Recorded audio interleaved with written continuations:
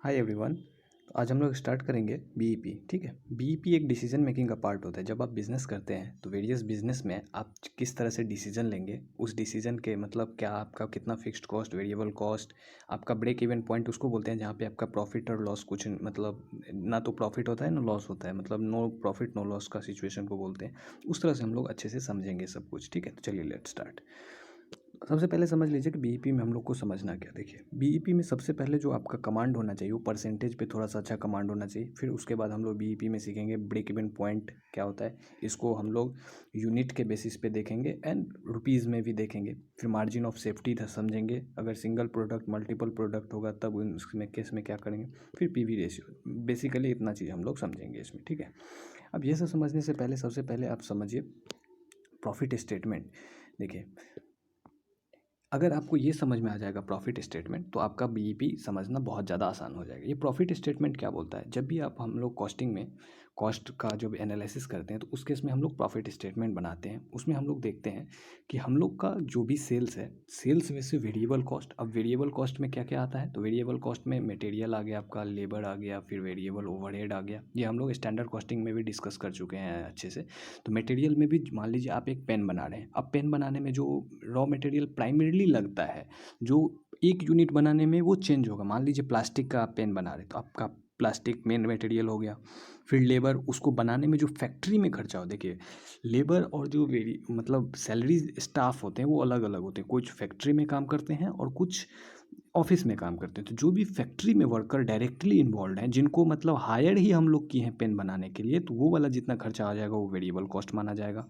फिर आगे आपका वेरिएबल ओवरहेड जो फैक्ट्री का खर्चा होता है। तो ये सब जब सेल्स में से घटा देंगे, मान लीजिए सेल्स आप किए एक प्रोडक्ट 10 रुपया में, आपका फैक्ट्री वगैरह में खर्चा हो गया 5 रुपया, तो आपका जो कंट्रीब्यूशन हुआ वो 5 रुपया बचा। ठीक है, अब इस 5 रुपया में आपका आप ये देखेंगे कि हमारा फिक्स्ड कॉस्ट कितना लगा। अब फिक्स्ड कॉस्ट तो पर यूनिट बेसिस पे आप निकाल नहीं पाएंगे, तो उस केस में आप क्या करते हैं, उस केस में आप देखते हैं कि टोटल मेरा फिक्स्ड कॉस्ट कितना होगा पूरा। मान लीजिए आप मंथ का बीईपी निकाल रहे हैं या डेज का या फिर 1 ईयर का, तो उस केस में आप बोलेंगे कि मेरा फिक्स्ड कॉस्ट कितना होगा। मान लीजिए आपका 1 लाख फिक्स्ड कॉस्ट होगा।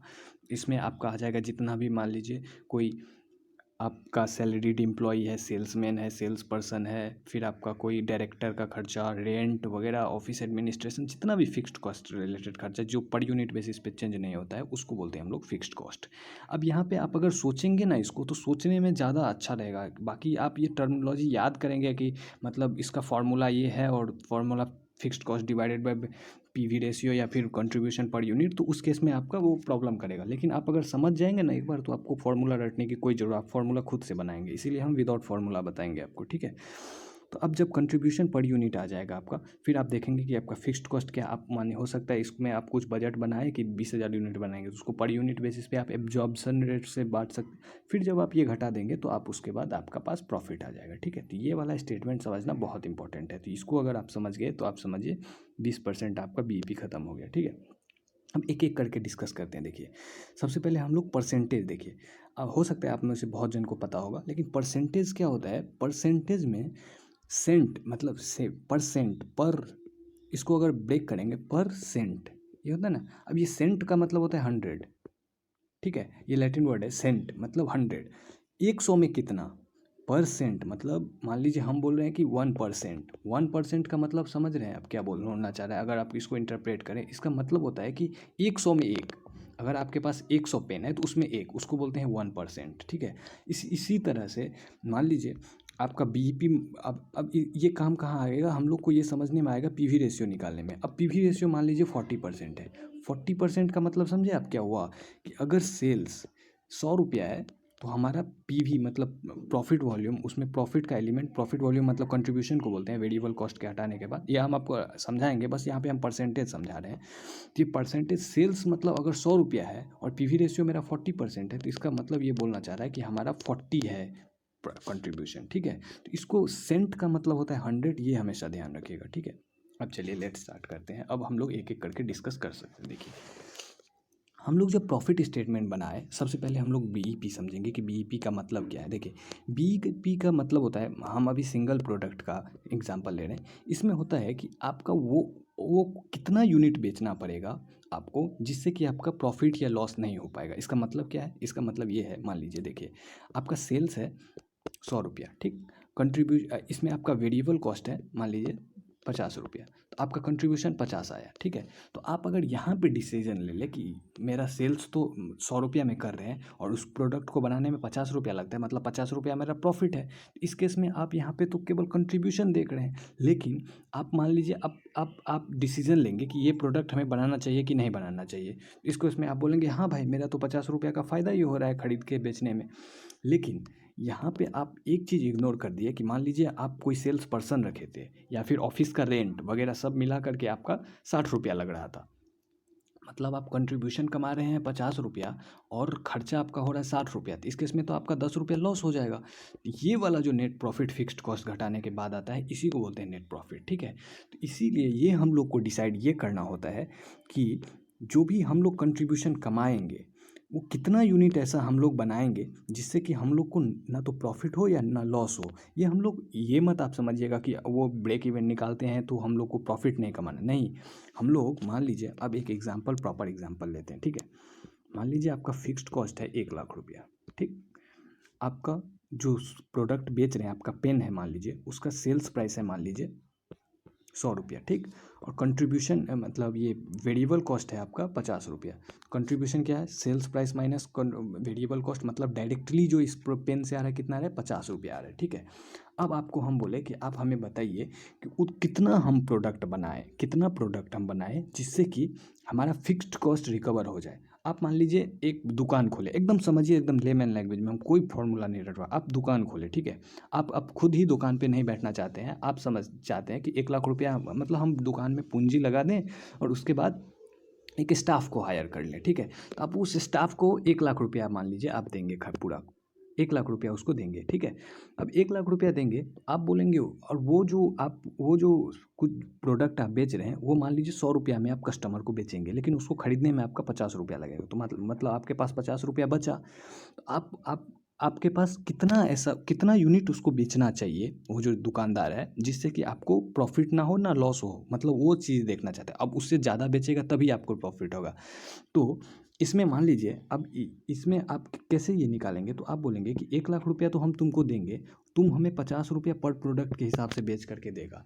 तो अगर आप 1 लाख डिवाइड बाई 50 करेंगे तो उस केस में आपका ये पता चलेगा कि आप कितना पेन वो बेचेगा जिससे कि आपको ना तो प्रॉफिट होगा ना लॉस होगा, मतलब उतना में जितना वो कमाएगा उतना वो खुद लेगा। तो ये आ गया 2000। इसका मतलब ये हुआ, इसी को बोलते हैं ब्रेक इवन पॉइंट। मतलब ना तो प्रॉफिट हुआ मेरे को ना लॉस हुआ। अगर तुम 2000 यूनिट भी बेचता है, आप अपने दुकानदार में जो वो स्टाफ को रखे हैं बोले कि 2000 यूनिट भी बेचता है, तुम 50 रुपया करके हमें प्रॉफिट भी कमा के देता है, तो जब तक तुम 2000 यूनिट बेचेगा तब तक का प्रॉफिट तो तुम ही ले लेगा। उसके बाद का जो प्रॉफिट कमाएगा वो हम लोग का प्रॉफिट होगा, ठीक है। इसी को बोलते हैं ब्रेक इवन पॉइंट, ठीक है। तो इसका अगर आप ऐसे फार्मूला, अगर फार्मूला बात जाएंगे तो आप फार्मूला लोग क्या बना दिया है इसका, तो break even point is equal to fixed cost divided by contribution per unit. तो यही हम लोग किए थे कि 1 लाख हमारा फिक्स्ड कॉस्ट है और कंट्रीब्यूशन हम लोग 50 रुपया बोले थे, तो 2000 रुपया ये कंट्रीब्यूशन ब्रेक इवन पॉइंट आ गया। ये ब्रेक इवन पॉइंट यूनिट में आया, ठीक है। अब इसके आगे भी हम लोग समझेंगे कि इसको हम लोग इसमें कैसे लाएं, रुपीज़ में कैसे लाएं। उसका आराम से, अगर यहाँ से ही आपको रुपीज़ में लाना है तो आप 2000 यूनिट आपको बेचना पड़ेगा। ये तो आपका यूनिट आ गया ब्रेक इवन पॉइंट, लेकिन आपका सेल्स वैल्यू कितना है? 100 रुपया। तो जैसे ही 2000 इंटू 100 करेंगे तो आपका 2 लाख रुपया ये आ जाएगा, कि मतलब 2 लाख रुपये का अगर वो बेचेगा तब ये, इसको ब्रेक इवन पॉइंट रुपीज़ बोलते हैं, ठीक है।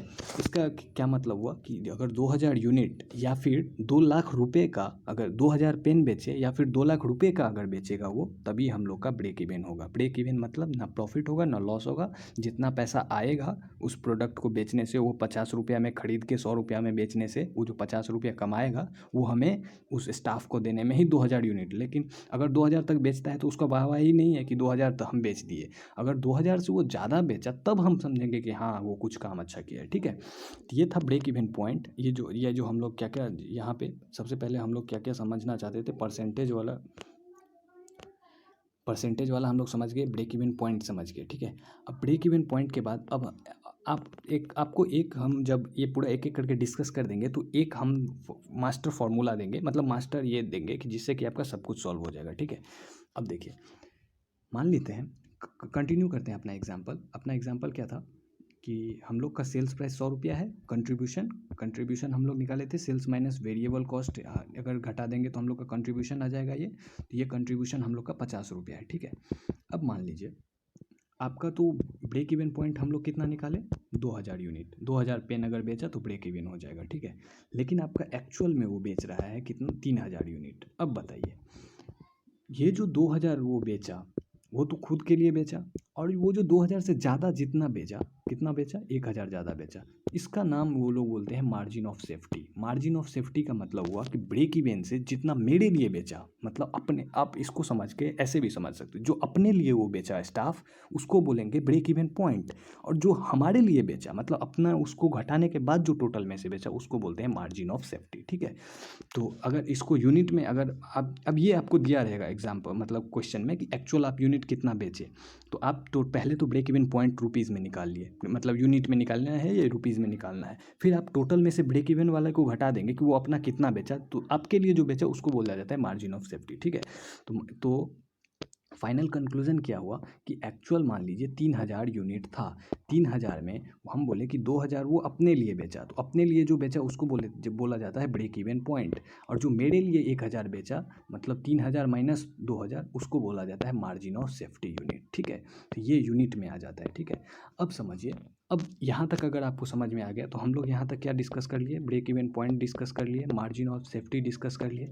ये हम लोग देखे कि अगर हम लोग fixed cost divided by contribution per unit rupees में निकालते हैं तो ये यहाँ पे यूनिट आता है, ठीक है। अब यूनिट को जितना आया उसको अगर हम लोग को ब्रेक इवन यूनिट में ही निकालना है तब तो ठीक है, लेकिन अगर यूनिट को सेलिंग प्राइस से मल्टीप्लाई कर देंगे तो वो रुपीज़ में आ जाएगा ब्रेक इवन पॉइंट, ठीक है।